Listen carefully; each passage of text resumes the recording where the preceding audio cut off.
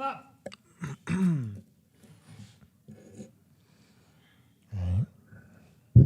Oh, stop wasting. You do some. You stop playing with this. I didn't even touch it. You always fucking play with this. I didn't even touch it, bro. It's so annoying when you do that. Like What any do I do? movement related to the fucking mic, anything directly connected to it, That serious. dog, it picks it up. It's very annoying. Like it's noticeable. Is it? Yeah, bro. I think it's just you. Because I feel like when I listen to podcasts, I kind of like the ambient noise. When Yeah. It's like if it's like chewing, Just sipping. preferably don't. That's chewing and sipping. That's not fucking playing with a fucking Velcro strap, nigga. I mean, sure. Dickhead. Anyways.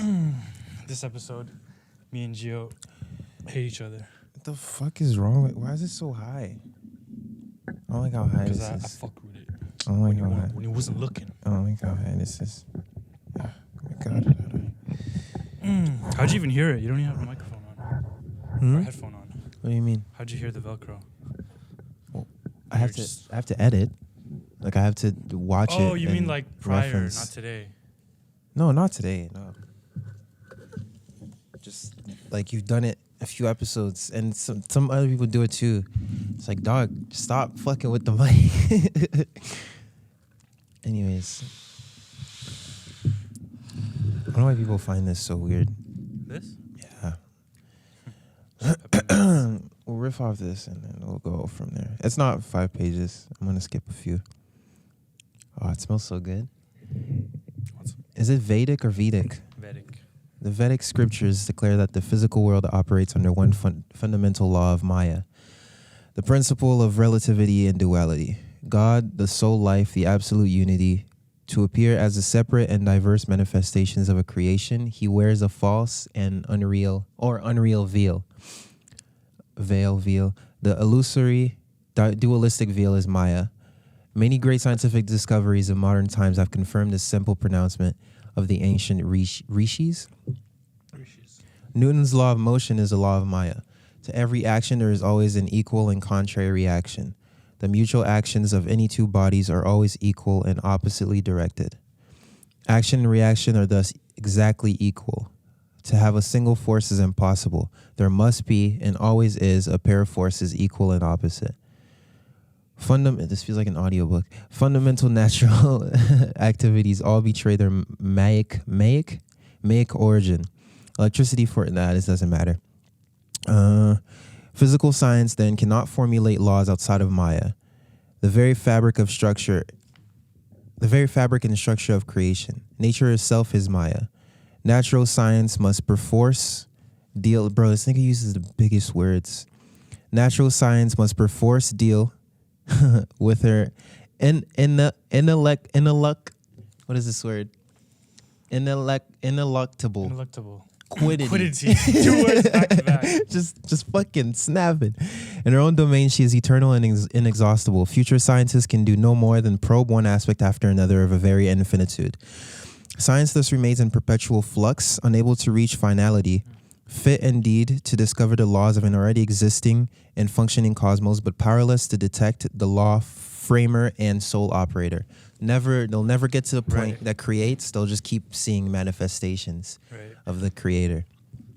The majestic manifestations of gravitation and electricity have become known, but what gravitation and electricity are, no mortal knoweth. Which is, I guess, no mortal knows. So we know it, but we don't know the source. Exact. Just like consciousness. Like we know consciousness is just a bunch of explicit form, but we don't know the source of it. We don't know where it comes from. We don't know how, why. Let's see. It's interesting. The word Maya I know it means illusion. Yeah. Which it does, but in Nepali, I think in Hindi too, it also means love. Really? Moile timlai maya garcha. So I love you. I have love for you. But it also means illusion. So it's like weird. It's along that line of that's weird. Just compassion, right? Yeah. Compassion, illusion is synonymous in that sense. Are they? I mean, in the way that kind of, right? Because it's like love has nature is Maya, you're saying. Yeah. And nature, the laws of nature is, I mean, it's compassion. It's like ruthless compassion. But you could say, yeah, true. You could say the veil is made out of love so that we could see and rediscover ourselves. Yeah. Like, I don't know. Like if you look into it like that and trying to make a connection, I think you can. Cause You just said it. yeah, cause isn't that what he says? Yeah. The God, the soul life is absolute unity. To appear as a separate and diverse manifestations of a creation, he wears a false, unreal veil. So that would be to just, I don't know why though.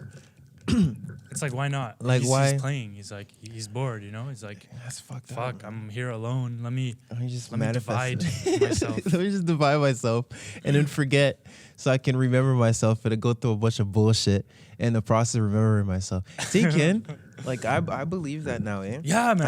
I think you're stuck in the loop of birth and death until you actually reach like enlightenment. I mean, like until you get out of duality, you're gonna keep living within it, right? Yeah. And birth and death is like the main most right. It's like the starter polarities. It's like yeah, the start and the end. Yeah, it encompasses in between. You improvise. It comes from bro. Peter Portal says that. He says you're born, you die, and in between you improvise. You fill in the blanks. Yeah.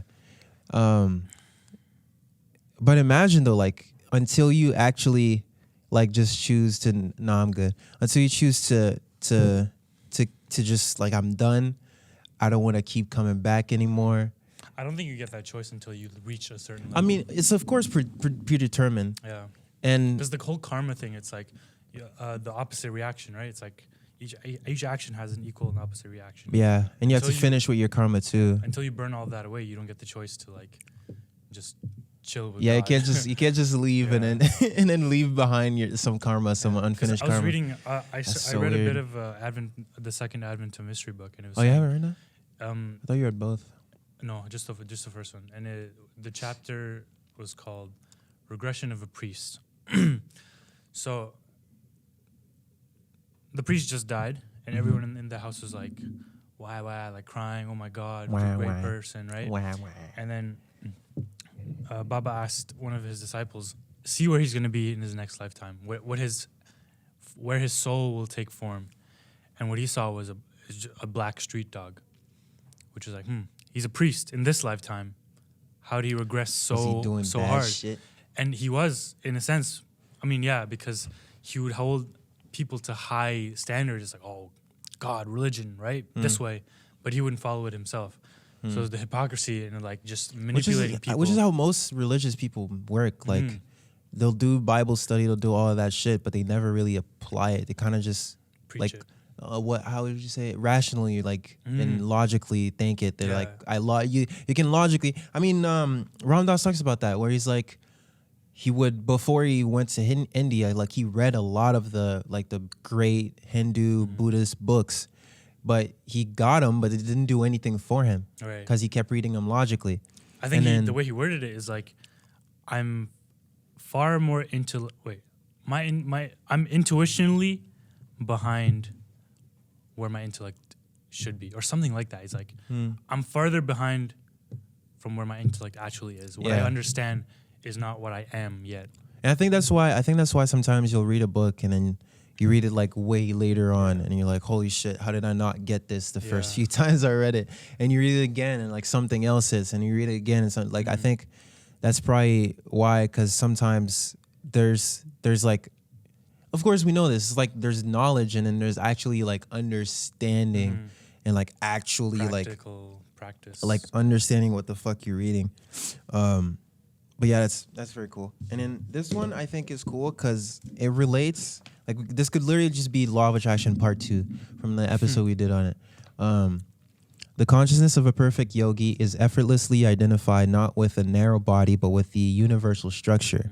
Gravitation, whether the force of Newton or Einsteinian manifestation of inertia, is powerless to compel a master to exhibit the property of weight, the distinguishing gravitational condition of all material objects. He knows himself as the omnipresent spirit.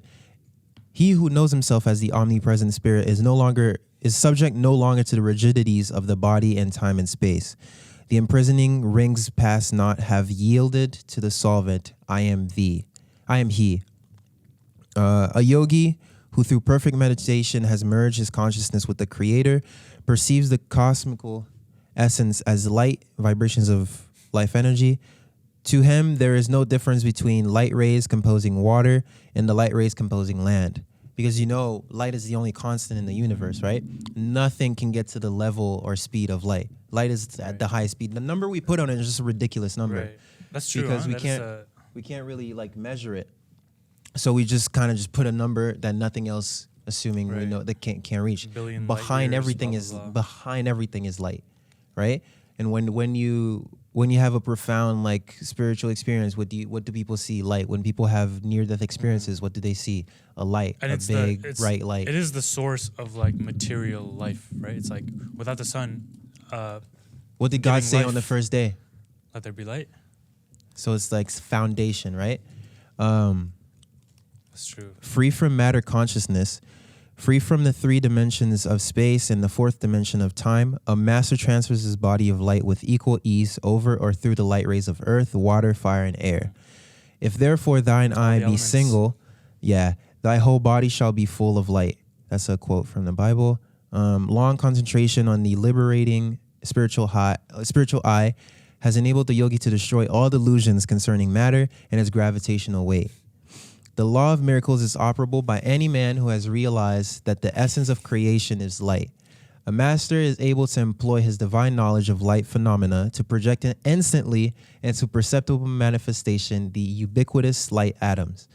The actual form of projection, whatever it be, a tree, a medicine, a human body, is determined by the yogi's wish and by his power of will and visualization. A yogi rearranges the light atoms of the universe to satisfy any sincere prayer or devotee. And that's the whole chapter he goes into way more depth, but this is the shit I highlighted.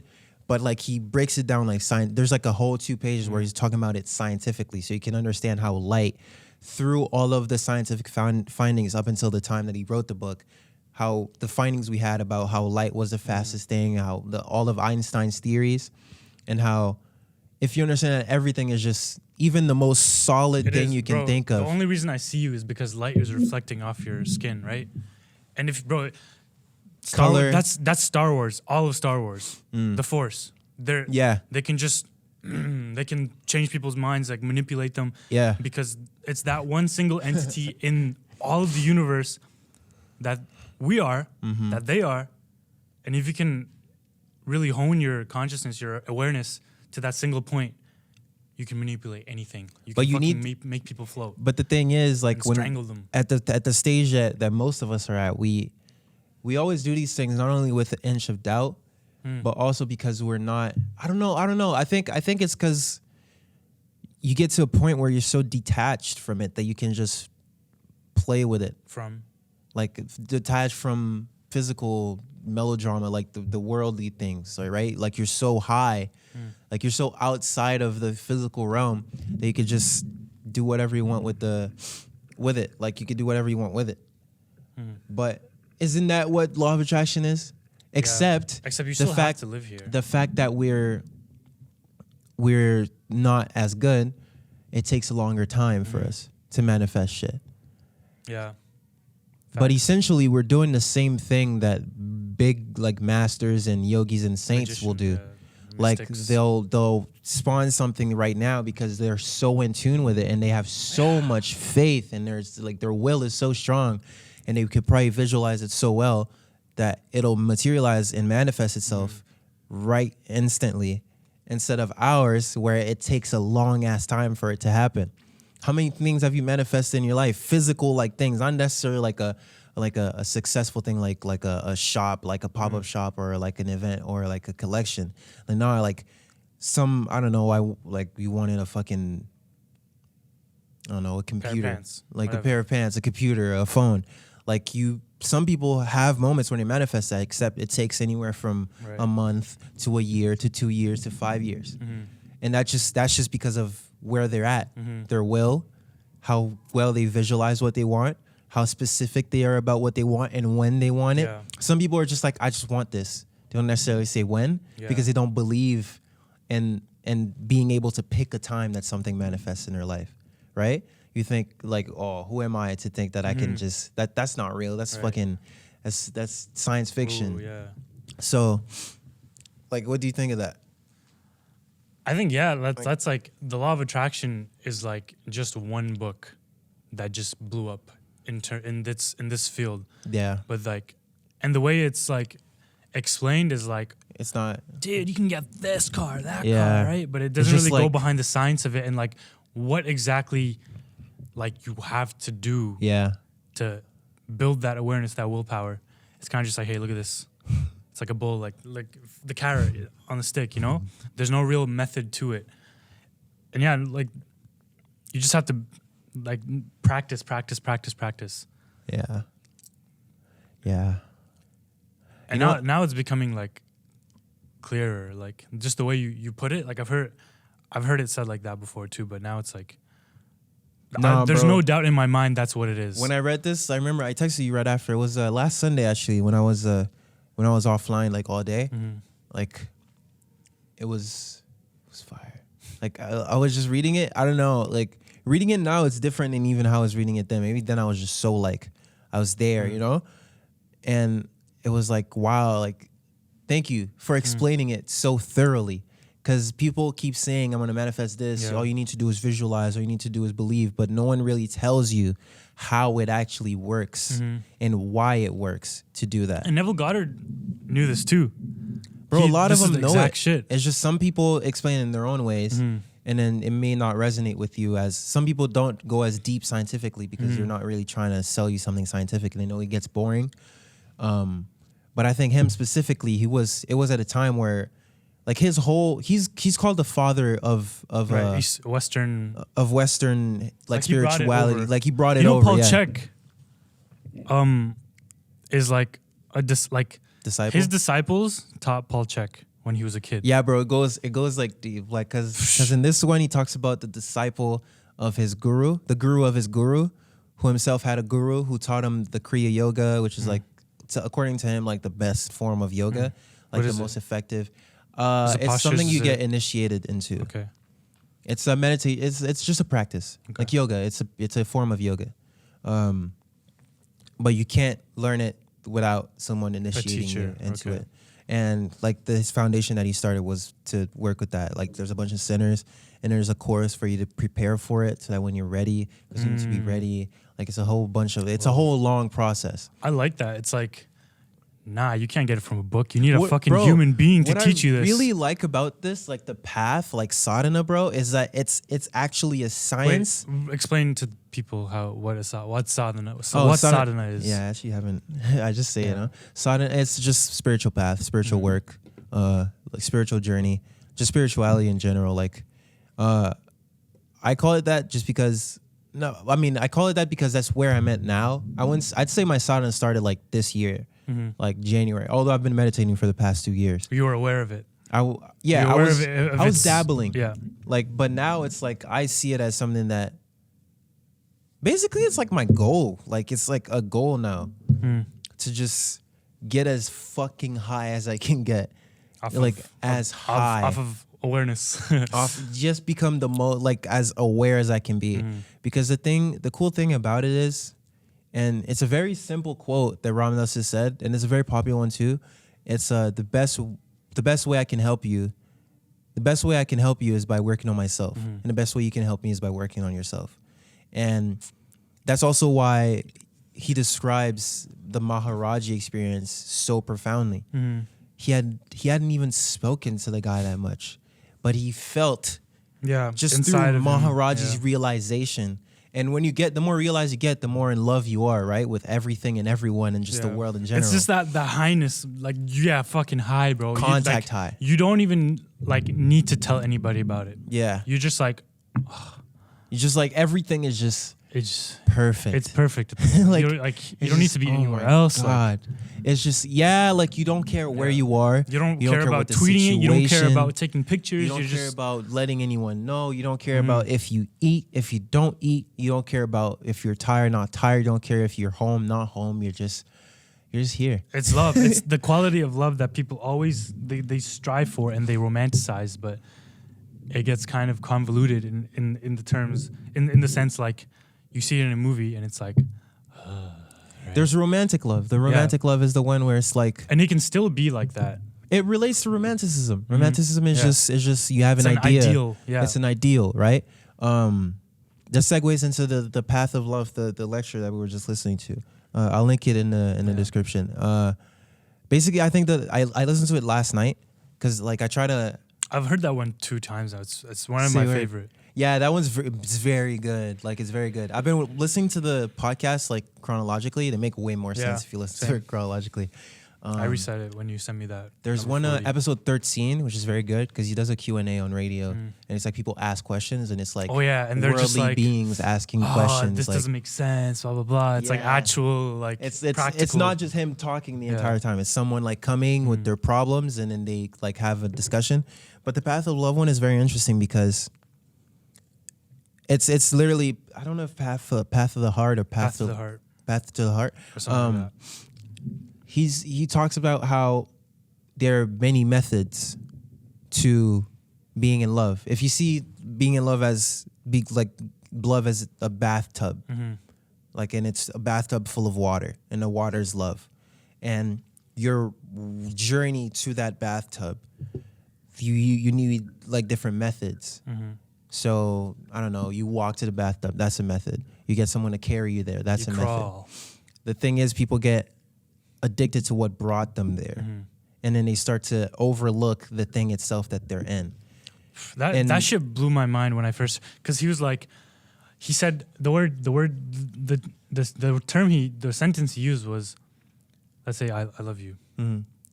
You are the key stimulus that allows me to access the place within myself where I can love. Yeah. And I need you to do it. I need you to be here or else I can't access it. And that's the fault in like just all of it. It's like you become dependent on the method. Yeah, you don't need love. You need to be love. Yeah. Is what he's trying to get at.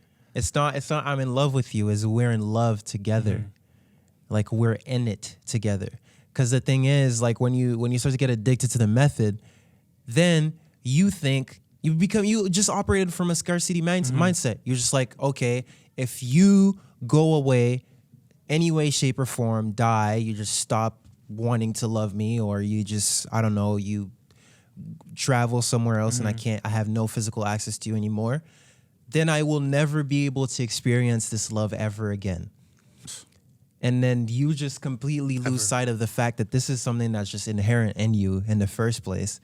So then you start to operate out of fear. And when you operate out of fear, love is not here. Like love is just not. They can't. I mean, they coexist, but they can't like live at once. Right. You're either in one or the other. Because fear just implies that you're not really focused on the love aspect of things anymore. You're just focused on how to love to go away. You're focused on how to fill that void of love with something rather than just spawning it. Yeah. And that's probably why we get so attached to our parents, because they're our first experience with that in this world, where it's like vice versa too. Yeah, and because I mean, the fucking mother giving birth is probably crazy. Like, where are you? What time are you gonna be home? I don't know. I need you around. I need you around. I need to know you're safe. Blah blah blah. So I could keep. Yeah, and I think that's something that's so important because, especially here, we have so many things that we depend on to bring us to those places where everything is fine. Not realizing even like the method of meditation also. Like that's just a way to get there, to get to something that's in you. And the thing is, there's nothing wrong with it. There's nothing wrong with having a community of people who love you and like you guys play soccer together, you guys do yoga together. There's nothing wrong with it, but it's like that dependence on that drug, that's that person, that community that's the only way. Like if it's not there, I can't be love. That's the fault. The thing is, the work, I guess, that like sadhana brings you, the fruits that you get from it, which is really paradoxical to say, because it's like it's not about the fruits, but you get to eat it anyways. Is that you start to see everything like as just love. Like everything becomes the key now. Like everything, just being alive, just becomes more and more the key. So you start to rely less on things to bring you there. Like you're already there. Like Hamza, I was talking to Hamza yesterday, and when we microdosed at my crib, he was telling me, oh yeah. Yeah, he's like, yeah, I usually fucking hate flies, he's saying. But I don't know why. That day I was just looking at that fly and it just looked fucking beautiful. Like he's like, I don't even care if it fucking lands on me. Like I want to look at it. I just want to look at it.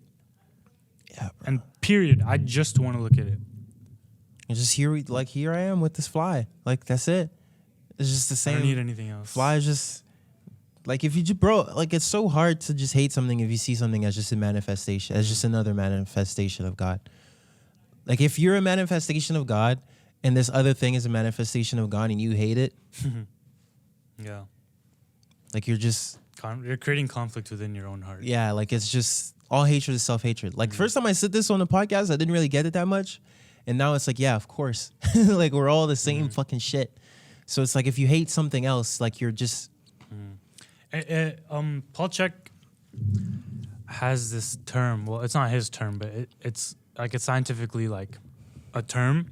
It's called the 0 point field, which I think is just point source of consciousness. Like you have the sun. What fuels that fucking massive ball of fire in the sky, in space? What is it? We don't know. We have no like idea. we can't really reduce. We can't scientifically chop away, we can't even reduce get close it. enough to it, bro. We can't. And when we do reduce it, it becomes finer and finer. More grains Until come out it's of it. Basically nothing. Not even nothing. It becomes more. The more we reduce, the more problems we create. The more things we find. The more complicated it the more gets, complicated. yeah. The more complex it gets. Isn't it the thing when we observe, like, was it protons? Like, as soon as we observe it, they stop moving? Or Yeah. like they Or it's change like- behavior? And then when we look away, the the behavior probability changes? thing. Yeah. Yeah, bro. It's funny because it's like the most solid things are still the same as the most non-solid things. It's just the form is a bit different. The form is just a bit more Structure. dense and it's vibrating at a frequency that's a bit denser. And it's like your thoughts are the same fucking shit. Have you heard of ESP? I don't know what it stands for, but it's remote viewing. It's a Pharrell song, an NERD song that's titled after that. ESP. Yeah. So it's remote viewing, which is I close my eyes, focus on my ajna, my It's so pineal hard gland. to keep it there, bro. Oh, bro, it mantra helps. It's just like you have to just start strong and then just Yeah. right. But remote viewing is what it fucking sounds like. It's like you close your eyes and you direct your consciousness to another place in time and space, and you can just see it. You could just see it. Like military have documented this. You can check it out. There's books on it. ESP. Oh my god, Bro. There's a fucking part in this where he during World War II, his body got transferred into the body of another soldier. Whoa. Like in action. And he controlled it? Witnessed himself get shot as the soldier and die. And then he was like, oh shit, am I dead? And then I think either his guru came to him in a vision or his guru just came to him and was like, no, like your body. Or the Divine Mother came to him and was like, no, you're still alive. And then just snapped back into his body. Like he witnessed fucking being like in war, bro. Like I was like, damn, nigga, that's crazy. Yeah, bro. Like I want to experience that just to know. But the thirst is so bad. The thirst is so bad, and you know what? Like once you have it, it's like that power is too much. Like, bro, imagine being able to read everyone's mind at all times. You'd hate it because it's like, oh, now I know what he's thinking. I know every single like intention of his. So if anything he does, he's suspect. Like I suspect him to have ill intent. Then I'm gonna reflect that. This relates to something I sent you. Oh my God, is it still here? And it was in the Advent of Mystery where the guy was like, no, I can't do this anymore. I can't. This power is too much. Take it away from me. This has to do with what you're saying about powers and like feeling like being able to do all the miraculous shit. And you, like I've sent it to you. which each new level of surrender or purification and of faith to give up your present control and power, you achieve new powers. So the thing is, like, as you continue, you're gonna get powers and you're gonna notice yourself get them, but your attached, you're meant to it, will just become a pothole that just gets you, it becomes a trap. It's a path. And on the path is a bunch of traps and obstacles and bumps. So the powers you get actually become potential traps. So when you become attached to the power, you can't get any higher and go beyond it, right? So it's like with each new level where you give up your present power and control, you gain a new power. Finally, when you have given all of your position and power, you end up having all powers. When Jesus said, had ye faith, ye could move mountains. Not Is Kanye. ye? I don't know. The guy don't speak Bible. The cosmic humor. Oh, when Jesus said, had ye faith, ye could move mountains, he was speaking literal truth. The cosmic humor is that if you desire to move mountains and you continue to purify yourself, ultimately you will arrive at the place where you are able to move mountains. But in order to arrive at this position of power, you will have had to give up the he who wanted to move mountains so that you can be he who put the mountains there in the first place. The humor is that finally, when you have the power to move the mountain, you are the person who placed it there. So there the mountain stays. So it's like you want to get to those places, but by the time you do the work to get to those places, your want to get to those places will disappear. Because getting to the place where you can like be at that place that you want to get at requires you to not want to be at that place. So as soon as you're there, you're like, okay, I got it, but it's like I'm just too high. Like I'm too okay with everything. That surrender. Yeah. So it like the higher you get, the less logic things, like it just becomes like problems that computers can't solve. Like you can't reason it. And now I'm starting to like think, no, there's no way computers can actually replace humans. As soon as a computer can understand a paradoxical piece of code, then maybe you should get worried. Until then, maybe maybe they already do. Who knows? The thing with Elon, the way Elon explained makes sense. It's not that they'll become necessarily self-aware. It's not really the fear that he has. The fear that he has is just as when we were trying to build something, we don't give a fuck about the ants on the land that we're trying to build on. And whether they die or not doesn't matter to us because we have a goal of building the building. Just as if we give them an order to do something and they think humanity doesn't really matter and humanity like dying is just a step to the goal, they'll just carelessly, just because they don't have emotion, they'll just carelessly just wipe us out if they feel. I was just listening to the kind of links with that. I was listening to another podcast, the Ramdas one. It was talking about spirituality versus politics. And his point was like, okay. Do you think they could coexist, first of all? I think they have to coexist. Because, like, do you think, do you think spiritual people would get into politics? And do you think political people would ever get into spirituality? Do you think I think they will. I think they have to, bro. Like, there's no... Because, bro, like, he was saying, and it's true, to first, like, it's the best thing I can do is work on myself. If I don't work on myself, I'm going to compromise for everything that I lack outside of me. Yeah. So it's going to be us versus them. It's not just us. It's like, you're trying to take away from me. I need to compromise for that. So if I'm the underdog and if I'm the one being oppressed right now, if I eventually end up on top, I'm still going to continue the same behavior. Yeah. Because I haven't within myself reached that place where I'm just still. The reactiveness. That's the problem. Yeah, it's the ego. It's still there. It's still like clinging on to something. Look at what they did to me. Oh, fuck, they need to pay for this. Yeah. Why am I going through this and they don't get to go through this? That's not fair. Look at me. I'm fucking boo. I catch myself all the time, bro. Oh, bro, at this point, it's like, I mean, that's the blessing and curse from it, because now I've become aware of shit so much that I can literally feel myself getting pulled down into worldly things when I get attached to worldly things.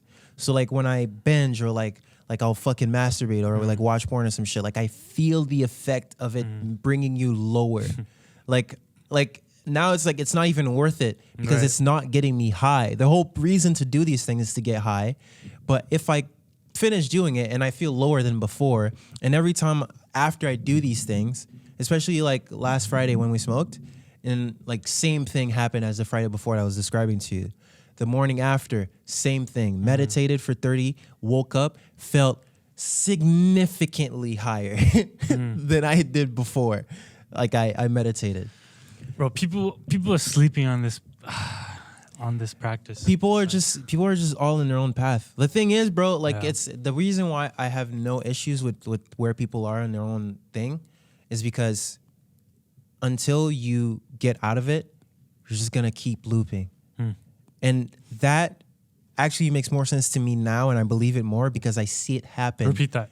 Like what do you mean by looping? Like what I was telling you, like you're just gonna keep coming back. You're gonna keep going through the process of life, birth. You're gonna keep living in polarity until you choose you're done with living in polarity. Right. And it's the thing. Ramnas says in Be Here Now, you cannot rip the skin off a snake's skin. You cannot rip their skin off. When the skin is ready to fall away, it falls away. When a caterpillar is done being a caterpillar, when a caterpillar is done with caterpillarness, it'll gently go into its cocoon and become a butterfly. I've heard that. But a caterpillar does just go, oh, okay. It's Yeah. okay. All right. I've heard that put in a different way where it's like, do not save that person from their own karma. That is not your job, and that is not your responsibility. The thing is, that's something like people very good and people with strong wills and people very just powerful people can do, because when they get involved in your karma, they're They can just literally read it. just taking it on. They're just taking it on like baggage. They're literally just taking your baggage off of yourself and taking it on. And you need to be a strong person to be able to do that. So when you get involved in other people's karma, you're just getting yourself involved in it, and you're just taking their baggage and putting it onto yourself. You can't handle that. You're just gonna crash. It's gonna fuck you up. So just leave people and have faith that this is where they're at in their journey, no matter whether it's negative or positive, whether you think they have dust in their eyes or not. Your job is not to judge them. It's just what the Bible says. Don't judge anyone. That's my job. Unless your said name God. is capital G, capital O, capital D. Exactly. Unless like only God can judge you. The funny thing is we're all God. So it's like the universe itself will just get that person to where they need to be. And the universe will show that person the fucking consequences of their action, whether in this life or the next one or 5 lives from now. So it's really just, bro, it's fucked up because it's literally just, you have to just trust in like pure faith. And it's, did you see Latern's comment on the episode? That was a good point. That was a very good point. I didn't even Because you think can of that. have faith in shit that's very delusional. You can have faith in the fact that black people aren't equal to other, like you can have faith in racism.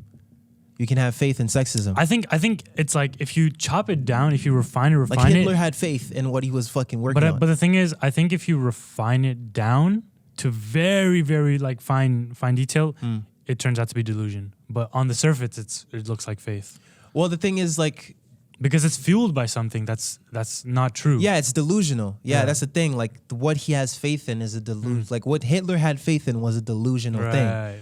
That fucking German, like pure German Aryan, I think they're called. Aryan people were the strongest ones, and that if people if they fucking ran out, humanity would go extinct. They were the strongest, the highest in the hierarchy.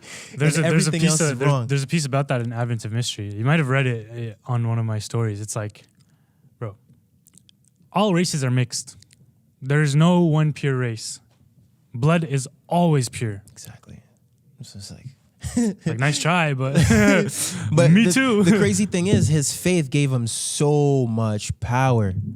Like his faith, that's why he managed to do all this shit, because he believed it so much that his will got strengthened by the faith. The thing, like, so faith, like had ye faith, like he could move mountains. It's the same thing. It's like faith. Whatever you have faith in, you'll get more power and willpower and like force through it. But sometimes what you have faith in can be delusional. So niggas need to watch that. Yeah. But we're all going to the same place. Essentially, we're all in the same path to the same. What's new, man? It's like, what's new with being?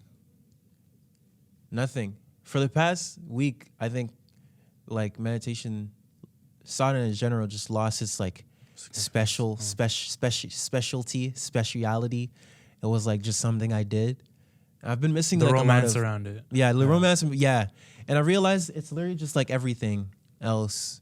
It's like getting into fashion design. It's like getting into music. It's the same thing. I've been like when like I can relate it to my music thing like completely. It's like you start out, you're like, oh my God, this is sick. But then you start it and you're like, I don't really know how to do this. This doesn't really make any sense. So you kind of get mad and you stay off of it for a few. And you're like, but it kind of sparks something in me. So like, let me keep trying. Right. You do research. You start to understand it. You find one that really ticks. And then you stick with it. And then you're so excited. But then eventually the excitement dies. And then the job is to just keep doing it. It's the process. The process involves you not really being excited about it at a certain point. But today, like the one I just did today, the two I did today so far, have been very sick. Like it's like you get, I've been getting high. So it's good. How about you? You were telling me you were missing a few days. Yeah, I keep missing like a day in between. But it's just fucking laziness, bro. Yeah. And there's literally no reason for me to miss it when I miss it either. Not. It's just my willpower is not strong enough. It's like, fuck. But it's cool because you're becoming aware of it. Yeah. Like it's, I find like it's a fast snap. I find that like now I'm aware of fucking everything. Yeah. It's just sometimes I'm able to react, or sometimes I'm able to like shift my awareness and like stop doing it, and sometimes I'm just like whatever. But it's like it's always there. It's like constant now. It's constant. It's in my face. It's the positive, quote unquote, positive indifference. It's like it is what it is. People get so mad at that. Yeah. But nigga, what the fuck else you want? You want me to, oh no, it fucking sucks. I wish it wasn't like this right now. I wish this current moment wasn't like this. And the opposite of that is like, oh, are you okay? Do you want me to hold that door for you? The ego, just let me rub your ego. That patronizing, like, just like, oh, you're not capable of shit. Let me do everything for you. You're weak. But yeah, I mean, every day is the same, but it's every day's new. So it's sick. It's pretty sick. Yeah, I don't know. It's become very normal, and it's just sadhana just something I do, and I'm like getting comfortable with the 30 minutes now. So I'm gonna look into like augmenting 31. That a bit. Yeah, like 31 minutes, bro, and like 32. Damn. And I fucking hit the Burmese today. I hate talking about results, but like that was crazy. The cool thing, I said it to you already, but I'll say it on thing. You can look it up, Burmese, if you don't know what it is. Burmese is basically when you put your, how would I explain this so someone can get it visually? It's like half lotus, isn't it? Half lotus is one leg is up.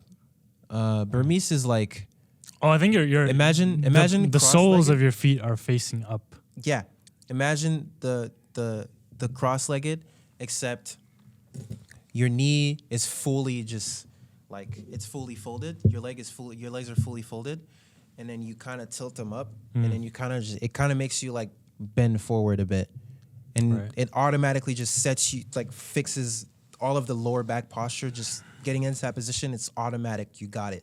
Like you don't need to worry about it as soon as you hit that. But the problem is your legs. Your knees, bro. Like your legs and knees go through a lot. It feels like my knee pops.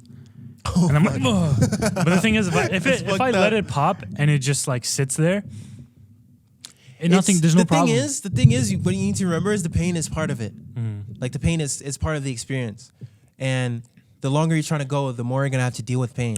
Bro, Ido Portal, man. So yeah, it's like fuck. That's why Hatha Yoga, that's its purpose. Because when I did the asanas this morning, and I really did it, like it's like slow. You watch your breath. You observe the pain, you go deeper when the pain disappears, and you really just take your time and actually like try to have a conversation with your body. And, like, and you know what I find is the best tool? I mean, you know this already. It's your breath. It's like people count. It's like people count seconds. Bro, you're just stressing yourself out. Count breaths, like do 3 breaths, like do three deep breaths. And within that, you go meta.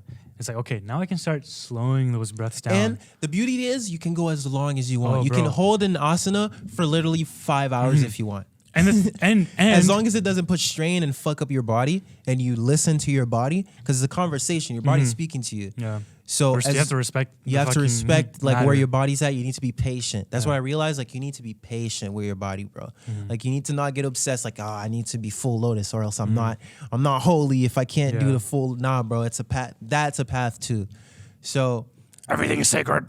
Everything is sacred. Where you're at right now is sacred. If you can't do Burmese, even if you can't do cross-legged, sit on a fucking chair, and just while you're doing that, just work on stretching your body out so you can get to that point.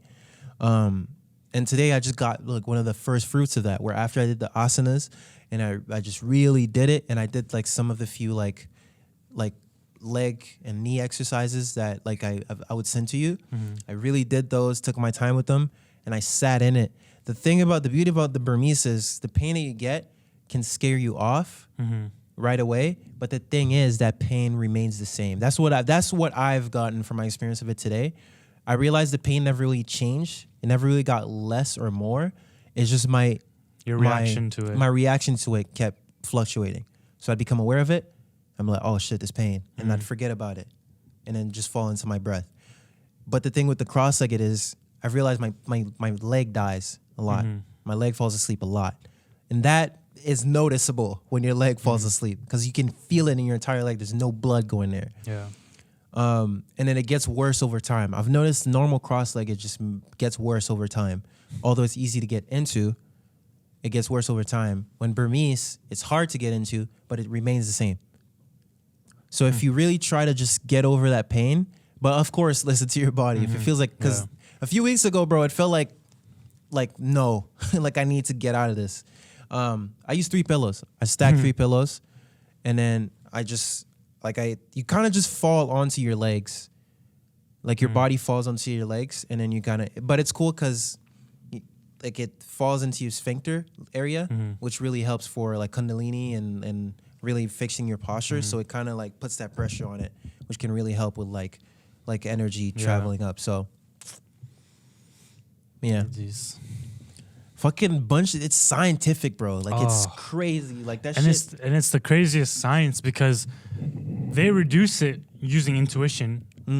So they just get to the point source. Yeah, it's they got to there's it. No numbers, bro. They got to it fully through intuition, and they just had to break it down for the non-intuitive. It's backwards. It's like backwards. Yeah, reverse engineering intuition. Basically, that's what they did. It's like, okay, okay. How do I explain this to someone without like just touching that place? How do I make it so that most people can understand no matter where they're at? That's why yoga is so accessible. Like we broke it down. It's like, nigga, he used this shit all day. Like this with your body. Use this shit all day. Take care of it, nigga. And that's it. Yeah, that's good. Yeah, this is 48 minutes. That was like pretty dense, I think. Light is the source of everything.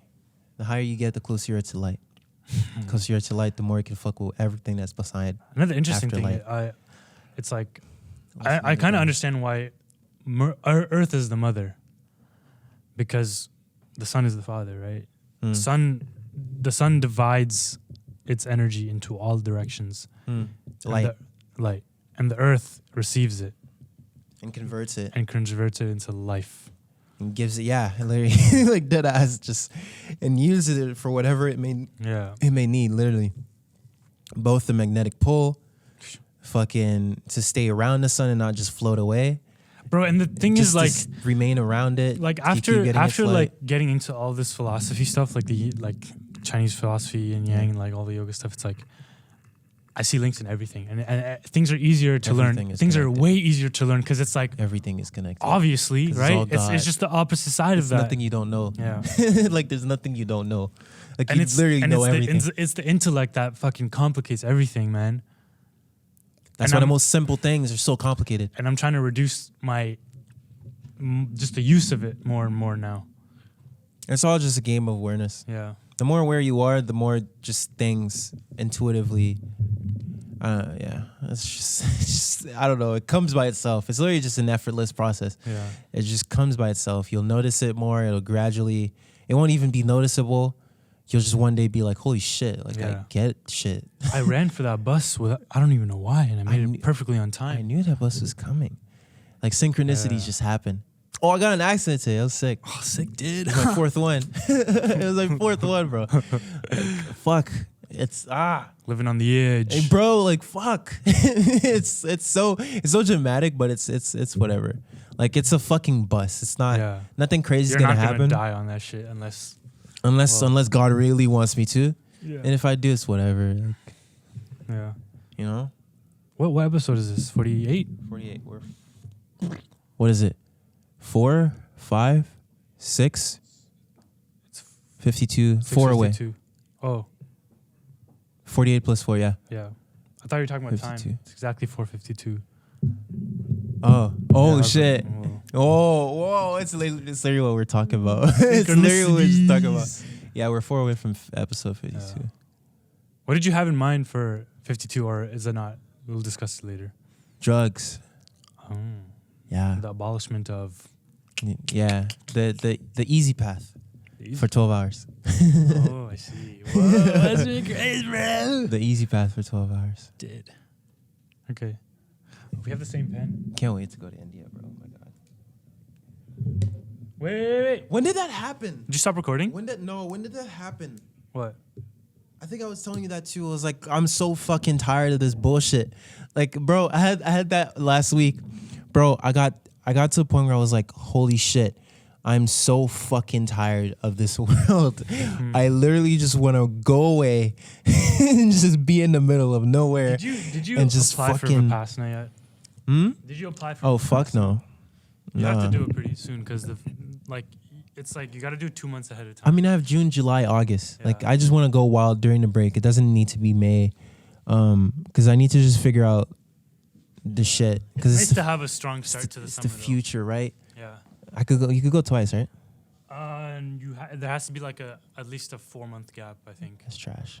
But It's I get not, it. But I get it. Because it's free, right? It's free, bro. They feed you, they house you, they teach you. It's free? I've been telling you for holy people, bro. I'm gonna go this year, and after you go once, you're allowed to serve. So you're allowed to cook the food, serve people. They encourage it actually, and you're not even allowed to fucking deposit. You're not allowed to put money into it until after you're done. Because that's how much they fucking believe in it. It's so beautiful, bro. It's beautiful, bro. Satsang, bro. Satsang, man. Like it's so beautiful. Everybody there is on the same path. Everyone understands it because they know. It's a different world, man. When you step into that and you're just in there for like it's silent too, huh? Silence for 10 days. The only thing you'll hear is like spoons, the gong in the morning, walking footsteps. Oh my God. The wood creaking. There's no words being spoken unless, the instructor. It's amazing. Isn't it funny how it's hard for you to go an hour, but you did it when you had to? Yeah. At the retreat. 3 times a day. 3 times a day. That's so funny. Oh fuck, that's so beautiful. Yeah. And it's the thing with the fucking Ramdas podcast. Some dude in the Q&A, the episode I was listening yesterday, some dude comes in talking about his cousin or sister being in fucking jail, and how he was I guess he lived in ghetto or just very poor neighborhood. He was talking about how do I stay and understand these things when I'm living in a place where everyone around me is just it's just everywhere. Like my whole environment is just so full of loathing, and it's like, and the way you describe it, it's like you're just being reactive. Mm-hmm. The thing is, being reactive just reinforces your ego, and it doesn't really get anything done. What you need to do is acknowledge the predicament that you're in. This is where I live. This is what's around me. This is where my cousin/sister is. Like, what can I do now? What's the best thing that I can do right now to help? And at the end of the call, the way he goes, and he mentioned that he did work with like inmates and with few jails, and he's like tell your sister to send me a note if she wants to like enroll with me to get help, like just through spiritual work, because it's low-key a blessing to go to jail. It's something that they do to you. I have a feeling that once you're in there, it's not as bad as the media. You have nothing, bro. You're just chilling. You're just chilling in jail. We're talking about that actually when we tripped on the 4 grams like 2 Sundays ago. You're like being in jail. You're just kicking it. So, bro, especially if you have a method before you get in there, it's like, okay, this is an opportunity. If you get past your anger out of what brought you in there, all you see is an opportunity. It's just like, all right, I'm here. I have to stay here for 6 months. I'm on timeout. Let me just I've been a bad boy. let me just sit down and just fucking close my eyes. The same thing with fucking getting old. My body doesn't work. I can't hear or see shit. Okay, maybe it's finally time. Just go inside. You know? Just flip it, man. Just flip that. Flip the awareness, baby. And then at the end, he's just like, I love you. Yeah. Let your sister, if she wants to get in contact with me, just get in contact through the radio. They have my information. She'll just send them a note. They'll talk to me and then we'll work something out. It's like you can tell he genuinely wants to help. He doesn't expect anything and the level from of you. equanimity, because I remember when he was interrupted. I remember when the guy interrupted him. He's like, "No, let me finish." He's like, "Let me finish. Hold on." He's like, "Hold on, let me finish." And he, like, any man is just like, why are you fucking interrupting me? Why are you? But no, it's not confrontational. It's like he let you speak, you asking for an answer, and he's giving you the answer. Let him give you the answer. He keeps speaking and interrupting it while he's trying to give you the answer. Oh, shit was good. It's a good cue. Yeah, we're going to end it here. It's almost an hour. Yeah, I think it's almost an hour, yeah. Sick. Give yourself.